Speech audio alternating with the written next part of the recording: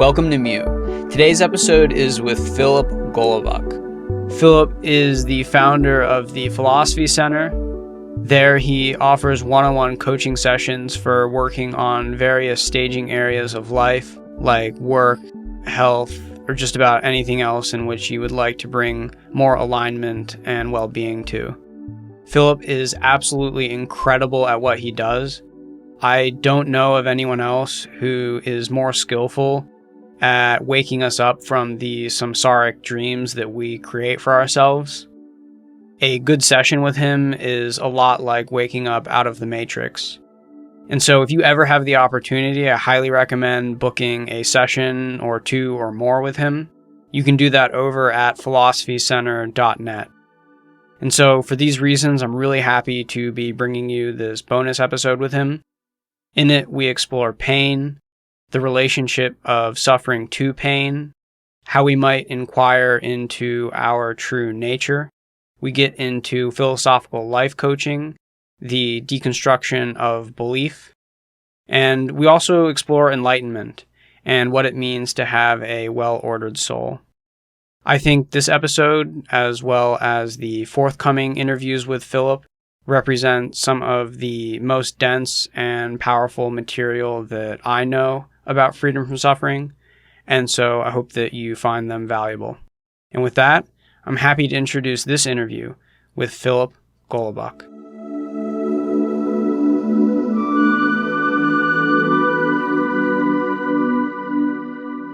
Today, I'm basically interested in focusing in with you and exploring living the examined life, what the nature of suffering is, and how it is that we live a life that is aligned and achieve freedom from suffering to whatever extent that might be possible. So to start off, I'm curious what suffering is, or what you think of suffering as. Well, I think the important thing about suffering is to distinguish it from pain. You know, there's a saying someone came up with that pain is inevitable, suffering optional. And so there's this idea that we all go through painful experiences, but we don't all suffer the pain. We don't have to suffer the pain. So suffering is something added. I think of it as recursive pain. It's like the pain that we add often through thinking about a situation. So the mind has a tendency to turn pain into suffering, rather than meeting pain in a different way that doesn't create that recursive element in it. So suffering is added pain. It's pain added onto pain, and it's avoidable. It's a pain maybe isn't. But suffering is optional in the sense that we can meet pain more skillfully. And so it's the whole Buddhist idea that it's possible to be liberated from suffering. Are there different kinds of pain? Like, are there different categories of pain, like whether it be like physical or emotional? Yeah, I mean, clearly there are different kinds of pain, but I don't think that that's relevant to meeting pain skillfully so that it doesn't become suffering. We don't have to suffer our pain. How do we meet pain skillfully? That's a big question. I mean, there are a lot of different practices, that one can take on and deepen so that that skill increases and one is able to meet pain with increasing skill. One important one is to not identify with whatever the situation is that's causing the pain. So, a good illustration of this would be the guy who, has the expensive sports car and he goes into a restaurant, comes out of the restaurant and somebody's crashed into the back fender and smashed it. And the guy's reaction, if he's identified with the car, is, he recoils as though he's physically in pain. Somebody hit me in the rear end, or somebody hit my rear. There's ownership, there's identification with the painful situation, and this causes the suffering. So the alternative to that is to disidentify, to recognize that what is the self and what is not the self. I mean, this is kind of where Western philosophy begins, is know thyself, right? So if we don't know who we are, and we are identified with circumstances, changing conditions of life, then we're more susceptible to suffering when painful situations come along. Right. So there's consciousness and its contents, The contents of consciousness can be either positive or negative in valence. If they're negative in valence, we call that pain, and that can be either physical pain or it can be psychological pain. And the extent to which there is either identification or resistance to the content of consciousness is the extent to which we suffer. Is that a fair summary? I think so, yeah. Okay, so let's talk a little bit more then about who we are and knowing who we are. If part of being free of suffering is ceasing to be resistant to pain, another one is to cease identifying with emotions or mental constructs, which by believing in them cause suffering or pain. Could you talk a little bit more about knowing who we are, or what am I? Yeah, I mean, this whole question of identity is a very big question. I mean, it has, a large compass that takes in many things, including this whole issue of suffering and how to meet pain skillfully so that we don't suffer the pain. Because suffering has to do with a kind of case of mistaken identity. It's like the idea that if we are identified with the change, and this comes right out of Buddhism, if we're identified with the impermanence, if we're trying to hold on to the impermanence, is also an idea coming out of ancient Greece that Heraclitus talked about. Change is a fundamental principle of existence, and if we're trying to stop the river or hold on to impermanent conditions, then we're setting ourselves up to suffer. So we only do that because we don't know who we are, meaning we have no awareness. I don't mean know in any conceptual way, but we don't have any awareness of our, what we could call our true identity or the true self. And because of that, in this state of forgetfulness, there is a tendency to identify with the changing conditions, the impermanence, and so on. So the remedy to that is to somehow attain this awareness of the true self, which is not identified with the changing conditions, with the impermanence, and so on, and therefore knows that it isn't really touched by those things. So the guy with the sports car is a good example of somebody who's immersed in that impermanence and those changing conditions and is in a state of resistance because he's identified with those conditions. If he remembered in that moment that that's just a car, that's not himself. That's not even part of himself or an extension of himself. If he somehow could retrieve in that moment the awareness of his sort of pristine, untouched nature as consciousness itself, as awareness itself, then he still might not like the fact that somebody damaged his car, but he wouldn't suffer that. So the question of identity and the awareness of true identity is very intimately bound up with this whole question of the cause of suffering and liberation from suffering. So part of that is you can be identified with a car. Part of that also is identification with the mind or body. So your human body and also the constructs and structures of your own mind. Could you talk a little bit about the inquiry process, about recognizing true self, what it is, what it isn't?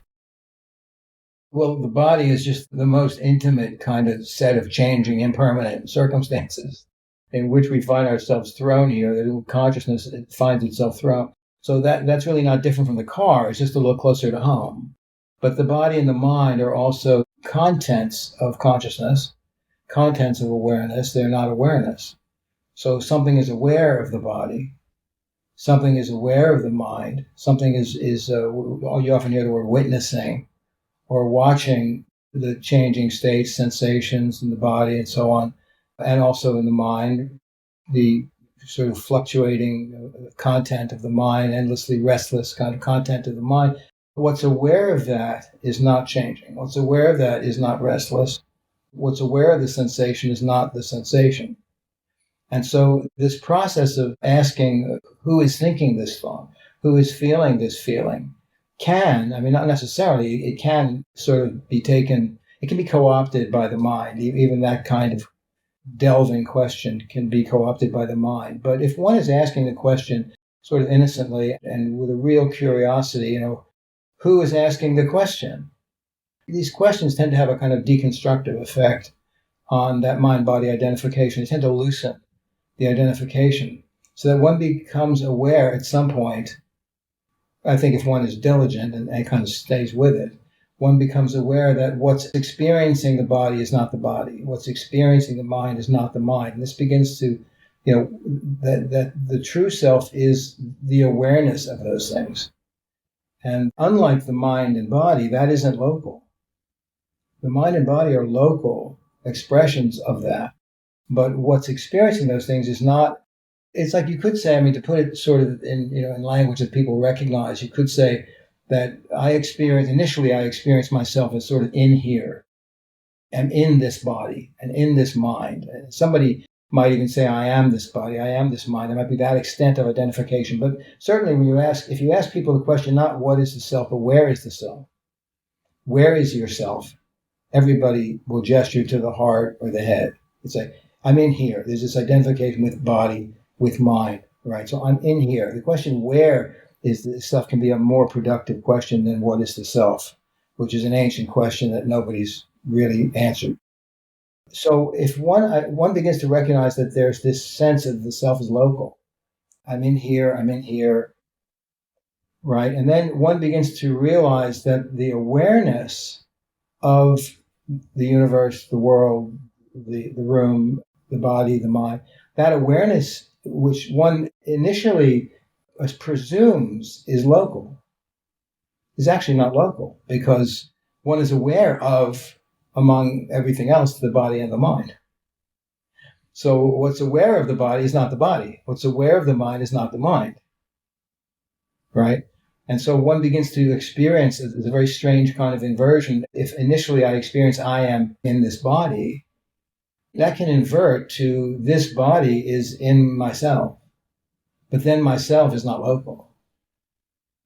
This body shows up as a content of awareness, along with the mind and everything else. So something is observing everything, including what I have taken to be myself. But the true self is not identified with the body, not limited to the body. The body, in fact, is just another thing among myriad things that the self, the true self, as awareness itself, is observing. And from where? It's not local. There's no particular location. You can't locate it in space-time. It's omnipresent. It's non-local. The different ways of saying the same thing. Could you clarify a little bit more what non-local means? Well, I suggested, omnipresent is another way to think of it, but I'm not sure it can be clarified any better than to say what it isn't.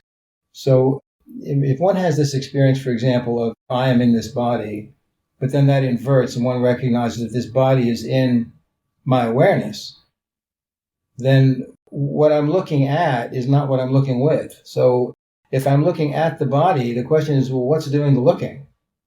What is the self? The self is whatever it is that's aware. It's consciousness. It's the awareness that says I am. And then that consciousness, which is non-local, meaning not limited, omnipresent, infinite, different ways of trying to speak about this, or what can't be said. If that's the case, then this body is just something with which it's identified, just like with the sports car. So unfortunately, if I'm identified with this body, then whatever happens to this body, I experience as happening to me.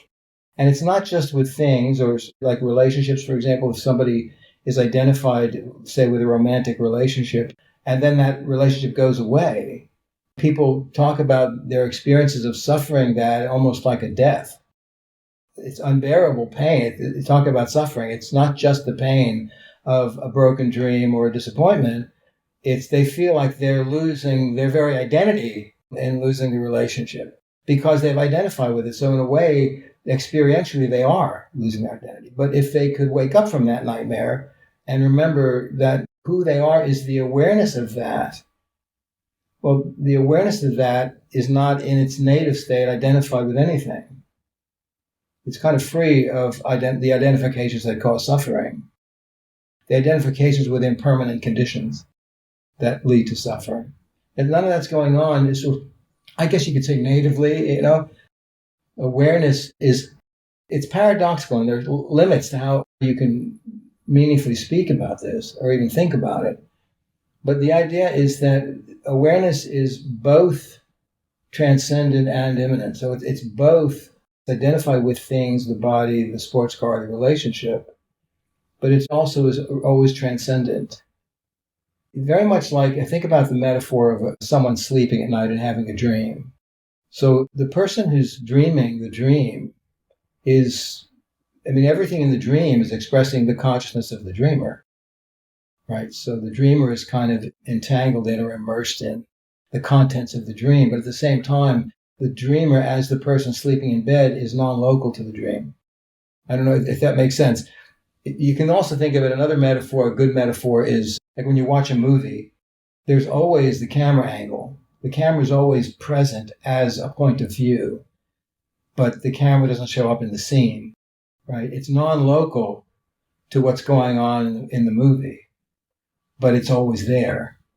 So awareness is always there, untouched by its various identifications, and yet it is also that which identifies with. So it's immersed in the empirical world, it's immersed and entangled with conditions and circumstances that are changing. It tries to hold on to them, it resists them, it tries to control them, all through the will. And so on, this causes suffering. But at the same time, awareness is always kind of the medium within which all of these experiences arise. And at that, I guess you could say at that level, for want of a better word, awareness or consciousness is untouched by its contents. Just like the dreamer sleeping in the bed is untouched by the contents of the dream. I don't know if that helps. Definitely. I think there's a few directions I'm interested in here. One is, I'm curious about the claim that like true nature is awareness. In this direction, I feel like that is potentially susceptible to deconstruction as well, where there's like a reification of true nature as awareness. And you talked about like there's form and conditions which come and go, they're impermanent. Awareness itself also appears to come and go. There's like deep sleep. Yeah, but who's aware of that? Who's aware of the lack of awareness in deep sleep? Yeah, that it's coming and going. You're reporting this. You couldn't report that if there were no awareness of it. There's like awareness of the edges of having no memory of there being any conscious experience. Yeah, nevertheless, I'm not sure that having a memory is the same thing as having awareness. But it's like there's an old Zen manda that talks about the disciple went to the master and said, I seem to be having lapses in consciousness. Your statement brings this to mind. And so the master asks, who's aware of this? See, the one that's aware that there are lapses in consciousness, and without that awareness, there'd be no report of it. The one that's aware of the lapses in consciousness is not having lapses in consciousness. Again, the thing that we observe is not the thing doing the observing. So consciousness itself is not any of its contents. It's the medium within which all of those contents arise, present themselves, and fall away. So if you can talk meaningfully about lapses in consciousness or any sort of discontinuity, then there must be an awareness of that, which means awareness is present. I feel confused about that. It seems to me more like there is a presence of absence of data or memory about something had happened. It doesn't change it. There's still an awareness of the presence of absence. After the fact. Well, what fact? Who's aware of the fact that you would know this would be after the fact? You cannot subtract awareness from any hypothetical situation. It's a little bit like the problem, the old saw about the tree falling in the forest with no one around to hear it. Does it make a sound? It's a very tricky question. There's a lot more to it than meets the eye. But it's the same problem you're suggesting. You're trying to describe an experience with no experiencer. You can't do it. You can try to think of nothingness, and maybe as close as you'll get is a sort of a gray or black field with not much going on, maybe nothing going on. But that's not nothing. But you're still describing something, and you're describing it as an experience, which means an experiencer is presupposed. The experience you're describing has to be somebody's. So the point is, you can't. There's no way. It's certainly conceptually, there's no way to get rid of the experiencer or consciousness or awareness in order to make the case that awareness is being reified and there are actually experiences in which there's no awareness. That it doesn't make any sense. It's a contradictory statement. Well, not that there's no experiences in which there's no awareness, but that there are like times at which there's no awareness. Yeah, but those times that you're alluding to are experiences, or you couldn't be reporting them. It's the answer that the Zen master gives, who is aware of this. So awareness is always there, even when we're sleeping. It's a funny and a simple thing, but we say sometimes, I slept well last night. And I suppose it may be controversial what that means. But generally, I think what people mean by that is there's an awareness of having slept well, even though they were unconscious. So there was something was aware. And by awareness, I don't just mean, this sort of world-focused, mind-body identified brand of awareness that we all, maybe is as far as many of us go. It's just to, put awareness on whatever we're doing, and it's sort of a functional, utilitarian kind of awareness. We're talking about a very strange kind of awareness that is aware of awareness, where awareness becomes its own object. And I'm suggesting that's the true self, and that's the path out of the sort of identification with impermanence that leads to suffering. It's very Buddhist. It's a very Buddhist idea. So let's make a little bit of a pivot then. So there's this movement from disidentifying with different levels of form. There are cars and relationships and events in the external world. And then as you get sort of like closer, it's the mind and the body. And now you're suggesting that the true self is in the direction of like ever-present awareness, which is both transcendent and immanent. One major part of your work as a philosophical life coach is in particular working with conditioning. So we've been talking right now about freedom from suffering from the level of self-inquiry to sort of like live at a different level of identity. But there's another powerful tool which I'd love for you to talk more about, which is that of deconstruction and sort of the work that you do in philosophical life coaching. Well, in philosophical counseling or life coaching sometimes uses a deconstruction of belief. It's a Socratic method, and that's one tool that we use. And sometimes it's the right tool, sometimes it isn't. But it involves Socratic questioning of the belief or the assumptions underlying the belief, or both, until there's a breakthrough and a recognition, a new awareness that the belief is either false or contradicted. And at the moment that the belief is sort of exposed as false or contradicted, it's no longer convincing, at least for that moment. It's like saying that false beliefs or contradicted beliefs about the world, about ourselves, about other people, only are convincing as long as we're not aware that they're false or contradicted. The moment that's exposed, that's brought into the light, they lose their credibility, at least for a moment. And so in that moment, new choices swing into view. And sometimes we'll deconstruct a false belief. One example that comes to mind is a client who came into the session announcing with some conviction and even pride, I think, I would rather never be in another romantic relationship than be in another bad one. Now, what a philosophical counselor hears in that is a false dilemma. That is, as though those are the only two choices. Now, given that assumption, which is a false assumption, that you only have those two options, to be either not in a relationship at all or be in a bad one. That's the way that the belief was framing this. The moment that was questioned, I asked, is there a third option? That exposed the false dilemma. And of course, the whole thing kind of unfolded very easily from there.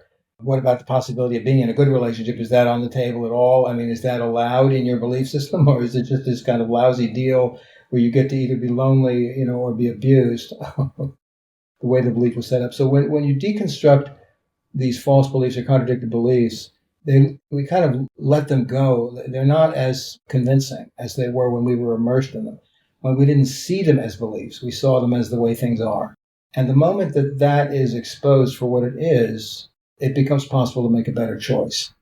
And I would add there's a kind of element of paradox in that, because also at the moment of choice, it's like there's no choice, because the moment you see the better choice, it sort of makes itself. So that's one way, that's a good example of how you deconstruct the false belief in philosophical counsel to open up new choices. Could you contextualize this in the project of freedom from suffering and its relationship to the path of living at a new level of identity, sort of like how conceptual conditioning and immersion in it and its potential deconstruction is related to freedom from suffering. Yeah, there are a couple of missing pieces if you want to connect those dots. For one thing, it's important to understand that false beliefs and contradicted beliefs produce suffering. They lead to suffering. So the minute you deconstruct them, you're already on your way out of suffering, or at least you're out of the suffering that those beliefs were causing. So that's one piece. And the other piece, I think, is that the identifications with things is in a way false. It's always false because that's not who we are. That's not our identity. That's a kind of a construct. And by the way, I don't want to agree with this term you're using, conditioning. I think that that's often another belief, that I have this conditioning, maybe from my childhood or something. And the belief itself tends to give more power to the false or contradicted belief than believing, for example, that the conditioning, as such, has no inherent power. It's just that I've been doing it again and again and again and again, each now and now and now and now and now. It's kind of like the belief that I have a pattern of dysfunction. So the belief in the present is all we look at in philosophical counseling. The past doesn't matter. It's what you're believing now that's informing your experience and shaping your reality. And so the other piece, that said, though, is kind of an aside. The other piece is that if you identify with something, then that becomes true. Remember I said when we're immersed in the belief, it doesn't look like a belief. It looks like the way things are. So to come out of immersion and to move either because you make a better choice or because it's like there is no choice and that you immediately see the better way, and to see it is to be it, sort of thing. Either way that works, you're freed from identification with a false construct. And so the important thing to understand there is that underneath any belief, and it doesn't matter how trivial it is or how subtle it is, there is a corresponding sense of identity about that. So here's a good and silly example, which is actually useful in this case. People who use Mac computers have a slightly different sense of identity about themselves as computer users than people who use PC computers. I don't know if you remember the commercials, maybe probably before your time. I'm a Mac, I'm a PC. And the TV commercial, they're portrayed as very different kind of personalities. One's kind of cool and creative, and that's the Mac side. And the other's kind of businesslike and maybe a little stiff, and that's, the point is that the commercial sort of makes the case that no matter what it is, whatever you believe, whatever you take to be real has underneath it, more fundamentally, a corresponding sense of identity. So I'm a Democrat, I'm a Republican. There's a different body sense. I'm a male, I'm a female, different body sense. I use a PC, I'm a PC user, I am. There's always an identity statement behind any reality statement. So I might believe, for example, that I'm poor, meaning I have no money in the bank. I look at the bank ledger and it's proof, evidence, empirical evidence that there's no money. That's a reality claim, a belief. I have no money. It seems to be empirically supported. Underneath that is the more fundamental, sometimes talk about it as intention or identity statement. I am poor. And you can, in principle, any shift in reality has to correspond to a shift in belief, which more fundamentally corresponds to a shift in identity. So it's sort of, in a roundabout way, it gets back to your question. Ultimately, everything maps to the self. Everything maps to who we believe we are. That informs what we believe is true about the world, other people, about reality, and that informs our experience in the world, so that things actually tend to shape up due to in some ways, it can be mapped locally. You can see very clearly how a certain attitude, for example, will tend to produce a certain kind of experience. A guy who's got a chip on his shoulder is looking for a fight, probably is not going to have to look too far, to find one. Right? So sometimes you can see it's kind of a direct psychological mapping, very local. But it also works non-locally. It's in very mysterious ways that we tend to get what we are. So if I believe I'm, like this woman did that I was mentioning, this client, I'm unlucky in love, if that's an element of my self-definition, beliefs tend to be self-proving and self-justifying and self-perpetuating. So that's why false beliefs and contradictory beliefs, which have no truth under them, tend to produce suffering. It all comes back to identity. One facet of this is that it all comes back to truth. So you made two sort of points here. The first was that immersion and contradiction or false belief is disconnected from the truth in a meaningful way. And again, immersion and identity that, for example, I'm poor or I'm destined to have like a bad romantic life are also forms of immersion and a false identity. Can you explain the nature of truth and its relationship to freedom from suffering? Well, and the nature of truth, that's the oldest question on the books. In philosophical counseling and the work that I do, truth is very simple. It's not esoteric, spiritual, erudite truth. It's the truth of what is. Truth is an ontological term. It just refers to what is. I mean, somebody said, is, isn't, which is one of the best things I've ever heard. And maybe wish I had come up with it. I didn't, but it's a great statement. And it kind of, establishes the ontological baseline of the work that I do with people. Because really, when we're talking to people about the truth, we're talking about their truth. We're talking about what's a yes, what's a no for you. What really is the way it is for you. And false beliefs and contradictory beliefs tend to get those conflated so that a person is living as though what is isn't, or what isn't is. And sorting that out and getting that sort of cleared up is a big part of the work. And deconstruction is one of the tools that can help do that. So it's not so much about the truth in any profound, far-reaching esoteric sense, but it's a very intimate kind of thing about being truthful, being authentic, which is another way, I think, to escape suffering. I think that, a great deal of suffering comes from being inauthentic, saying yes when it's no and no when it's yes, which gets us into a lot of trouble. Of course, we're often doing that because of deeper beliefs we have that are compelling us to be less than authentic.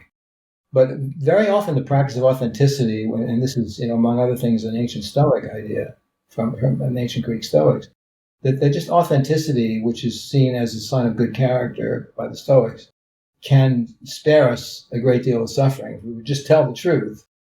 But telling the truth is a very different kind of a way to engage the whole issue of truth than trying to answer the question, what is the nature of truth, or something like that.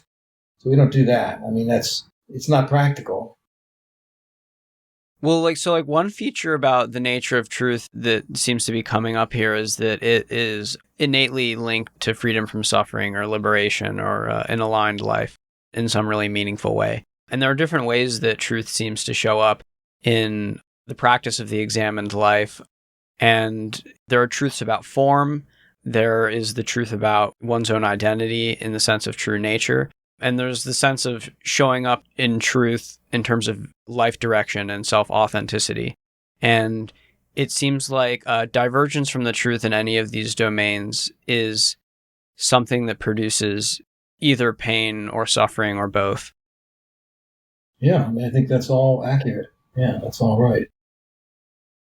There's this meme, though, in I think general culture, or at least in scientific community, that there are such things as inconvenient truths. So I think this is not good. No, there may be. I mean, I think there's no argument that, look, even false and contradicted beliefs have a payoff. They serve us in some way, or we wouldn't cling to them the way we do, especially because they cause suffering.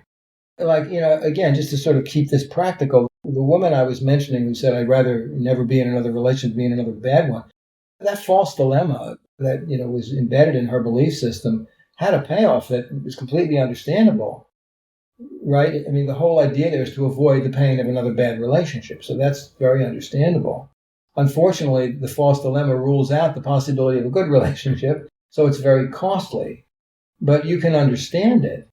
And so it is inconvenient from the standpoint of the payoff to recognize that that's a false dilemma and that there's this third choice, this third possibility or option of a good relationship. Because if we allow that, if we acknowledge that, if that sort of is allowed to return to our reality, then what happens is we're called to step up to that. And that might be scary at first.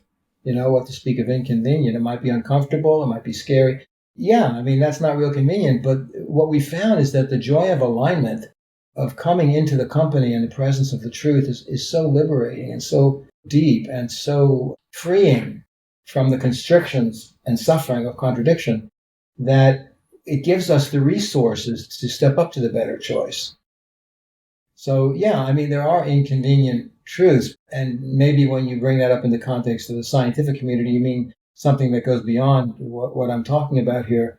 But I think Socrates, this goes back as far as Socrates, that the truth is not always convenient. I mean, he sort of forced people to look at uncomfortable truths, inconvenient truths, and gained so much ill will that they killed him. They executed him for it. He just pissed off too many people questioning their beliefs because, as it says in one of the dialogues, it's painful to have one's beliefs questioned. So the process is, not necessarily convenient or comfortable, but well worth it.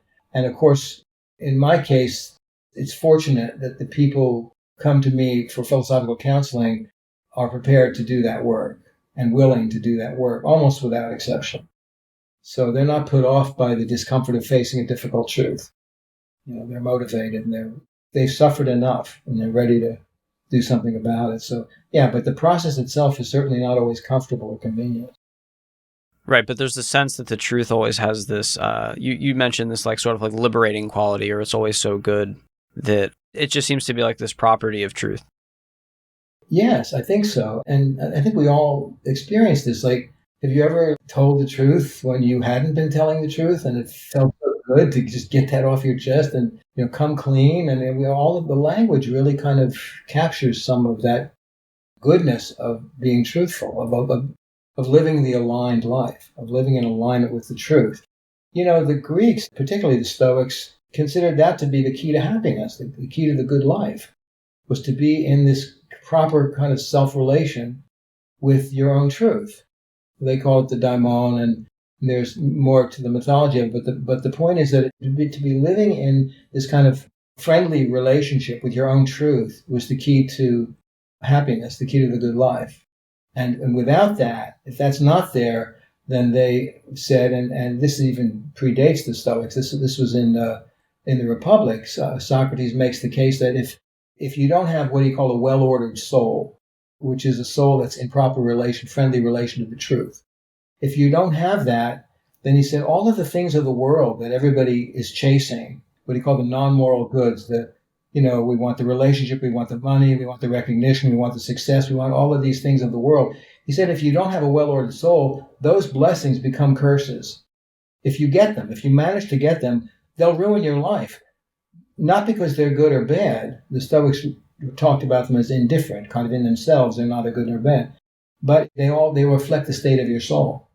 And you can see this today in modern language. If two people are dysfunctional, deeply dysfunctional, and they get together in a romantic relationship, the relationship is going to be a nightmare. The relationship will reflect their disordered souls. And anything they engage will reflect that because our reality is informed by our identity, as we were saying earlier. So it's actually a very old idea. It's an ancient idea. What does a disordered soul look like? A soul that's suffering. Look like suggests a kind of empirical assessment of that. What does a person look like whose soul is disordered? What is the structure of a soul such that it is disordered? Well, the Greeks use the word soul. We might talk about the psyche or the psychology of a person, or might talk about the person's spiritual integrity or lack of integrity, or emotional or energetic integrity or lack of integrity. We could talk about order and disorder in those terms rather than using the more ancient word soul. But, you see somebody who's immersed in contradiction, who's suffering a lot, who has a lot of false beliefs, who's very willful, who's living in a state of resistance, who's living in, the triangle of drama, the rescuer, victim, persecutor triangle of drama. That person is in hell. And there are people, even famous people, who are quite visibly suffering from this state of internal disorder. Certain politicians come to mind. They're always angry. They're always, put upon. They're always the victim. They're always, at war. You can just see they're suffering all the time. And that's what that looks like. I mean, to answer that question, it's pretty conspicuous. If someone's listening and suspects that they have a disordered soul that they'd like to work on, what would your suggestions for them be? Well, ancient Greek philosophy begins with "Know thyself." That's the sort of the dictum. It's on the Apollo, the Delphic Oracle. That there's this sign that said "Know thyself." That's really kind of the prime directive of Western philosophy, and they need to start taking responsibility for their beliefs and their assumptions and their identifications and question them. That would be the first thing. Question the things that. It's tricky because it often requires calling into question the things that seem so evidently true and obvious that it wouldn't occur to you to question them. Remember, when we're immersed in a belief, it doesn't look like a belief. It looks like the way things are. So, and that's why a philosophical counselor can be helpful, because when I'm standing outside that person's immersion, that person's constructs, and I can question things that the person maybe would never think of to question, which is where the suffering is kind of rooted. So you're cutting at the root of it. As far as, are you asking what can the person do for himself or herself? Well, the first thing I think is to be still. Stillness is the gateway to truth, meaning one's own truth, to be still. Because usually people are really suffering a lot. If anybody who's listening to this who would think, well, I have a disordered soul, that person must be suffering, to come to that conclusion. And so usually there's a lot of static and turbulence and just relentless mind activity around that sort of thing that's contributing to or perpetuating the disorder. And so what's important is the first thing is to be still, take a breath and just chill and just, take a step back. And one good practice initially is to just witness that stuff, just watch it without identifying with it. Notice it, not in any kind of denial about it. This is bad, that's bad, this isn't working out, that's not going to work out, nothing I do is right, I can't get a break. All of this kind of self-talk that's running is the self-talk of suffering. And so the first thing to do is to sort of interrupt that recursive loop by just stepping back, taking a breath, be as still as you can manage. And that stillness is in just the awareness of all that content. So you're not immersed in it. It feels like surfacing, and that alone can really ease some of the pressure of suffering if we just do that. And then if a person is serious about doing self-work and examining the belief system that is the cause of suffering, which means more fundamentally the identity holdings that are causing the suffering, then it can be helpful to have a coach or a counselor or somebody. It's no different than anything we do, where a teacher or somebody who's been down that road can be a good resource for us. Would you say that all of the suffering that's coming up in the state of the disordered soul either comes from resistance to the contents of consciousness, immersion in contradicted or untrue beliefs, and a case of mistaken identity, so belief in the mind-body or emotionality or external objects as having to do with self? Identification with the mind-body, maybe more than belief. Yes. Yeah, I think you covered it pretty well. Okay. And so if someone's interested in freedom from suffering, then there is a cessation and resistance to the contents of consciousness. It's this state of witnessing that you just mentioned. If suffering comes up, inquiring into the truth of the belief structures which appear to be generating that suffering is also a valuable approach. Yeah, I mean, that's what you would do with a counselor. I don't think that that's something a person is usually in a position to do alone, only because, all too often the contradictions and false beliefs with which that person is struggling will inform the investigation. They'll sort of insinuate themselves into the way the person goes about doing that kind of self-work. Not always, but I think most of the time that's a hazard of going about it in a way that the mind can take hostage too easily. The other level was the case of mistaken identity, so forgetting true nature by being immersed in contents of consciousness as self. You mentioned some sort of self-inquiry questions before about pointing in the direction of true nature as awareness or like witnessing. Could you explain the relationship of the living from that level of identity and freedom from immersion in contradiction and false belief? Because if someone doesn't have access necessarily to a counselor or a coach who can help them deconstruct contradiction or false belief that leads to suffering. I'm curious if living from the level of true nature itself is sufficient for becoming truly aligned in a deep way, because that does seem to be what certain spiritual teachers advocate for, especially in the path of like Advaita Vedanta. Like I think of Rupert Spira. He seems to be very like just go to being and true nature and just sit there and like witness. Yeah, and I think Eckhart Tolle is another guy who sort of, he's not a Advaita Vedanta, but he's another guy who is really kind of promoting the practice of awareness as the path of liberation from suffering. And I think they have good things to say. I don't agree with everything they say, but one thing you'll notice about like those two teachers in particular is that when they're asked questions or when they're giving talks and so on, if you watch some of their videos, there's always this deep stillness that they embody and they project. And I think that is instructional. I mean, before they open their mouth to say anything, if you're really paying attention, they're actually showing you how to begin to extricate yourself from suffering simply by practicing that stillness. And it doesn't have to be done within the context of non-duality. I mean, that's one way to go about it. But in all of those spiritual traditions, I mean, it's no accident that meditation or some regular practice of stillness is sort of wired into the path and the practice.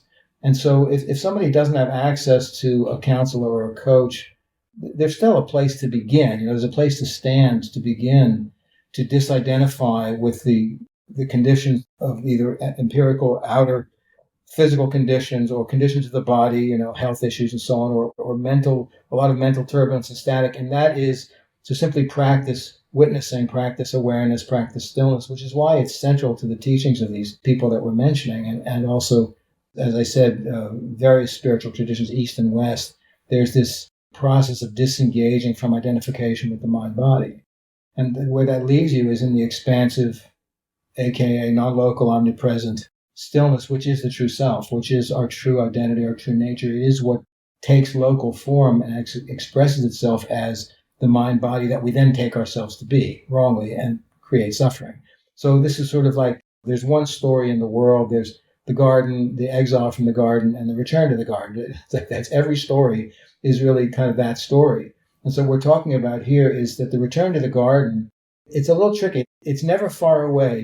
Tennyson says nearer than hands and feet, but it's even nearer than that. It's not even far enough away to be near. I mean, our true nature is omnipresent. There's nowhere it isn't, which means we're dreaming that we're something else.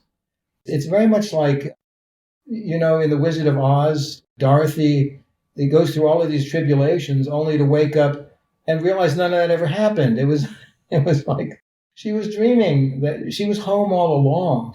Her awareness wasn't there. She had no awareness that she was home. So she was like the dreamer lost in the dream, and the same thing applies to the waking dream. So begin to extricate ourselves from the waking dream, which is the path out of suffering.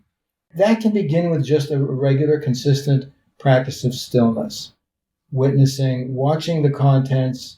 As we watch the contents, we're disidentifying with them. We're seeing them, but we're not being them.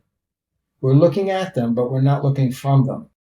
And that alone will immediately begin to ease the constrictions of suffering and eventually lead to an experience of our true nature, which is, Satchidananda is the term they use in Hinduism. It's truth, eternity, bliss. It's joyful. This expansive non-local identity is joyful. According to the Vedas, it's birthless, it's deathless. It goes on from age to age. Nothing ever really touches it. Nothing we've ever been through has ever really touched us. We don't know that. We're Dorothy dreaming that, we're being chased by flying monkeys and God knows what else. But the truth is that we... Taxes. Yeah, exactly. And climate change and pandemics and God knows what else. But without, denying the human experience, without trivializing that, I mean, it's a pretty scary dream. And suffering is real enough experientially, but there is a liberating realization that underneath all that, who we are has never been touched by that, never been damaged by that, never been hurt by that, and can't be. And to realize that is to be free of suffering. It's not something that one can do through an act of will, which is why I said it's tricky. You can't just say, if you don't have access to a counselor, you can't just say, well, I'm just going to remember that I'm the non-local self and yay, I'm done. It can't be done through an act of will. It has to be done through a realization of the true self, which is like the self that's awakened from the dream of Oz or whatever hell you manage to create around yourself, or we manage to create around ourselves, and coming back home to Kansas, metaphorically, waking up, back in the garden, back in the expansive joy of our true nature. And that can begin with simply a practice of witnessing in stillness, being aware that I am not that, not that. It's neti. It's that whole notion of disidentifying. In Hinduism, they have this metaphor of, it's like there's this silk which has been thrown over a cactus. And the idea is to remove the silk from the cactus without tearing the silk. And so you can't just tear it away. I mean, it's not done through an act of will. You have to very methodically, diligently, and patiently remove the silk, which is consciousness, one thorn at a time until it's done. And that means until you've achieved that state of realization, thou art that. The local is the non-local, Atman is Brahman. It's all of these different ways of saying the same thing. But this is a realization that takes practice, and patience is a good idea along the way. I'm mindful of the time here now, and I'd like to ask you one more question, if that's okay. Oh, yeah, sure.